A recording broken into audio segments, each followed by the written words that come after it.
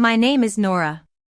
6 months have passed since the court ruled in my favor, yet the echoes of that legal battle still reverberate in the corners of my mind. As I sit in my living room, with Luna, my German Shepherd mix, snoring softly at my feet, I'm reminded of the uphill battle I faced against my family. It all started with such a simple joy. I'd finally bought my own house. It was a far cry from a mansion, just 3 bedrooms, 2 bathrooms, and a small yard where I hoped to grow some herbs and maybe a lemon tree. But it was the fruit of my 13-year-long labor, saved dollar by dollar, shift by shift, with no loans or co-signers. On that fateful morning, I was finally at peace. There were no more boxes to carry, no noisy roommates slamming cupboards. I sat there with my college-era ceramic mug, listening to the quiet hum of my very own fridge. Then my phone buzzed. It was my father, Mark. The message read, "We need to talk about the house. Call me as soon as you can." At first, I thought he just wanted to come and see the place. He and my mother, Grace, had been rather non-committal when I told them I'd closed the deal. Just a vague "that's good, Nora," and then the conversation quickly shifted to my sister Ivy's troubles finding an apartment in the city. I set down my mug and called him. His face on the screen was unreadable, with deep creases and no hint of a smile or greeting. "Grace and I have talked it over," he said. "We think it would be fairer if Ivy had the house." I was stunned. What? How can a family sue their own daughter for buying a house with her own money? I asked. My father, ever the unyielding one, continued. "She's drowning in student debt, and you're doing well. You could easily buy another place. We raised you, and it's time you give back to the family." I didn't respond right away. Over the years, Ivy had always been the center of my parents' universe. Late tuition? They covered it. Cried during finals? They comforted her and even sent her to Paris for a creative boost. When she crashed the first car they bought her at 17, they got her a new one. Meanwhile, I took the bus until I was 24. My father went on, "You're in the tech industry, doing cybersecurity, right? You make good money.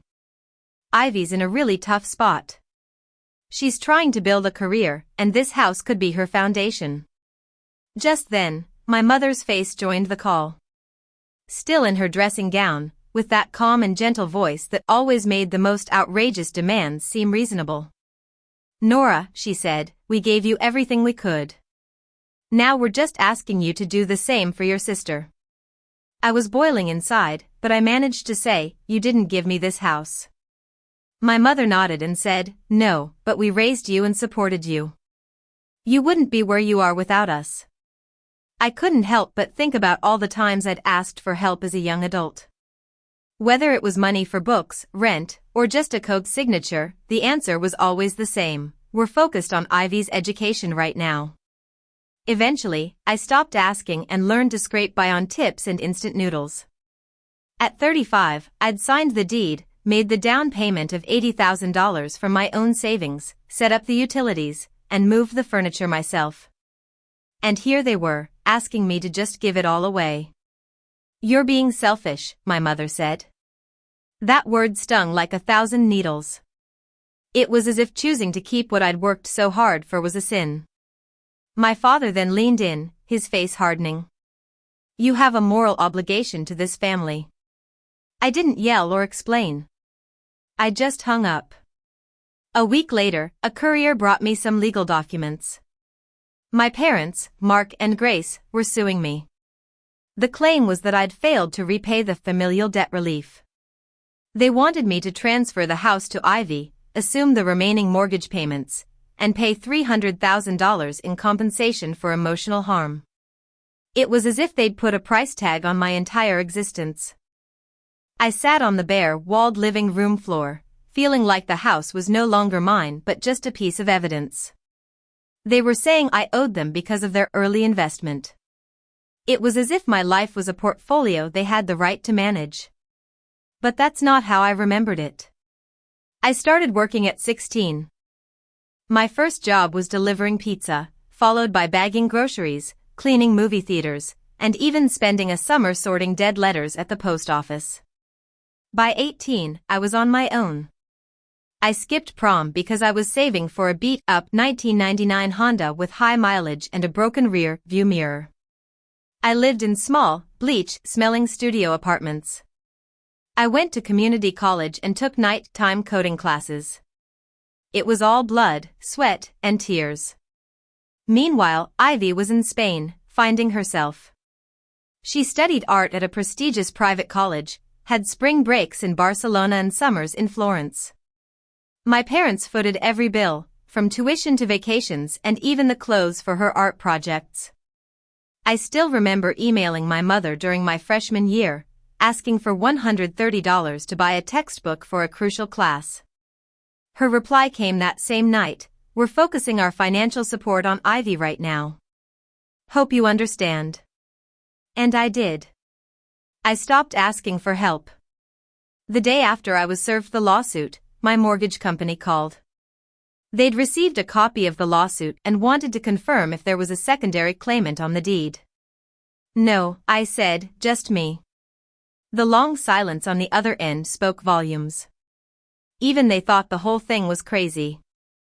I had 2 months to gather evidence for a case that never should have been. I spent sleepless nights scanning bank statements, printing pay stubs, and organizing old emails I'd rather forget. Every document was a reminder of how my parents had always overlooked me. Then my Aunt Linda called. She was my mother's sister, and we hadn't spoken in years. She was mad that I hadn't invited her to my community college graduation. "It was disrespectful," she said. "You've let success go to your head." I didn't tell her I hadn't invited anyone. I was working a double shift that day. And then she dropped a bombshell. "I'm helping your parents with legal fees. Someone needs to teach you humility." Meanwhile, Ivy posted an Instagram story with a picture of a beautiful, sun-lit kitchen. The caption read, "Can't wait to make this place my home. So grateful to my family for fighting for what's right." The image wasn't my kitchen, it was from Pinterest. But the comments flooded in, telling her she deserved it. Ivy knew I'd bought the house on my own. She knew about my tireless years of saving and the sleepless nights. But to her, the house was already hers. The family group chat soon turned into a battlefield. My cousin Lily was the first to speak up. "You paid for Ivy's $220,000 education while I worked night shifts to afford community college. Now you want Nora's house, too?" Another cousin, Tom, chimed in. "Remember when I asked for $250 for textbooks, and you said money was tight? But you bought Ivy a new laptop the same week." The floodgates opened, and long-buried grievances were aired. Even my grandfather, George, my father's father, joined the fight. "You two are a disgrace," he wrote. "Nora succeeded despite you, not because of you." That sentence hit me harder than anything the court could have ruled. It was the first time someone in the family had said the truth out loud. On the day of the hearing, I arrived early. I didn't have a lawyer, just a business suit I'd worn to job interviews and a folder full of evidence. When my parents entered, I barely recognized them. Ivy was with them, clinging to my mother like a lost child. And behind them was Aunt Linda, with her curled hair and sharp eyes. They were all wearing white t-shirts with the words "Family Comes First" in bold black letters. The judge called the case number. In the cold, fluorescent-lit courtroom, I stood tall. When the judge asked the plaintiffs to present their claim, their lawyer, a tired-looking man, read a prepared statement. He claimed that I wouldn't be in my current financial position without my parents' investment in my upbringing. Given Ivy's financial hardship, they thought I should transfer the house to her and keep paying the mortgage for 2 years. The judge then turned to me. "Miss Nora, do you have a response?" I stood up slowly and said, "Your Honor, I'm the sole mortgage holder of this property. I paid for it with my own money, with no help from my parents. There are no co-signers, no loans, and no written agreements." I handed the judge my folder of records. After a long silence, the drama began. Ivy stepped forward, tears in her eyes, and tried to hug me. "I forgive you," she whispered for everyone to hear. I stepped back, and she stumbled a bit. My mother gasped as if I'd committed a great crime. Aunt Linda mumbled, "Disgraceful girl." The judge banged her gavel, "Order, please." Their lawyer brought out old photo albums and a printed receipt of a $15.99 meal from when I was a kid. They also showed a screenshot of a text where I'd said "love you all." Ivy presented a proposal to turn the house into an artist's retreat. When the judge asked about her income, she hesitated and then said, "I'm a digital creator. Building my brand takes time." The judge pressed further, and Ivy looked at my mother. My mother replied, "She's in a transition phase." Then, I presented my trump card. I handed the judge a small folder with emails from my college years. Every email was me asking for help, and every reply was the same: "We're focusing on Ivy right now." The judge read them silently. When she looked up, she didn't say a word. She just sat back, as if she finally understood the whole story. 5 days later, the judge issued her ruling. Case dismissed. No legal merit. Just like that, it was over. But the peace was short-lived. The day after the dismissal, I checked my security camera footage and saw Ivy standing by my car, looking around nervously. 10 minutes later, Aunt Linda showed up with a can of spray paint. When the motion-activated light came on, she left. I filed a police report that night. The next day, Ivy started a GoFundMe, claiming I'd stolen her future. She used the same Pinterest picture and said I'd manipulated the legal system. My mother started posting in local Facebook groups, calling me ungrateful and accusing me of tearing the family apart. I got a text saying I wasn't welcome at Thanksgiving until I made things right. I ignored it and ordered Chinese takeout, watching a documentary. The GoFundMe was shut down after 3 days for violating platform rules. A week later, Aunt Linda got a formal warning from work for using company email to send me threats. The family group chat was in an uproar. Cousins I hadn't talked to in years were sharing their own stories of being overlooked. One cousin simply said, "You didn't raise Nora. You rode on her success." My father tried to silence everyone, demanding loyalty. But it was too late.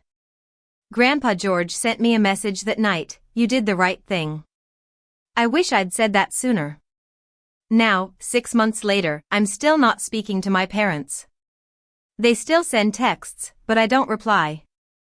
Ivy works part-time at a local coffee shop and posts Instagram stories about difficult customers and toxic family dynamics.